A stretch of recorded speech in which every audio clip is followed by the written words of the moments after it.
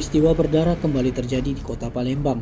Kali ini seorang satpam perumahan yang ada di Kelurahan Bukit Sangkal, Kecamatan Kaidoni, menjadi korban penyerangan dengan senjata tajam oleh dua orang pelaku. Dari informasi yang diterima, korban adalah Wahyu Afriansa yang diserang pelaku saat tengah berjaga di pos satpam perumahan Puri Tanjung Asri di Jalan Tanjung Sari, Kelurahan Bukit Sangkal, Kecamatan Kaidoni, Palembang. Aksi penyerangan terhadap Wahyu Afriansa terekam jelas pada kamera CCTV komplek, di mana peristiwa itu terjadi saat korban bertugas menjaga pos belakang perumahan.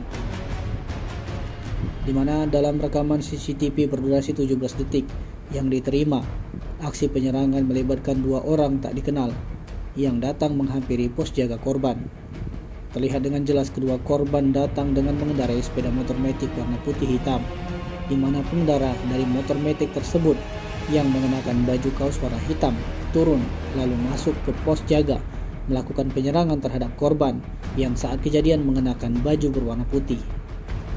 Sementara satu rekannya tetap berada di atas motor metik yang kedua pelaku kendarai dan hanya melihat aksi penyerangan yang membabi buta itu. Dalam penyerangan itu, korban sempat memberikan perlawanan dengan mendorong pelaku hingga terjatuh dan sempat beberapa kali menghajar pelaku. Namun pelaku yang memiliki senjata tajam kembali sempat berdiri dan kembali menyerang korban. Bahkan di TKP terlihat jelas bercak darah korban menempel pada dinding di lantai pos jaga korban saat kejadian.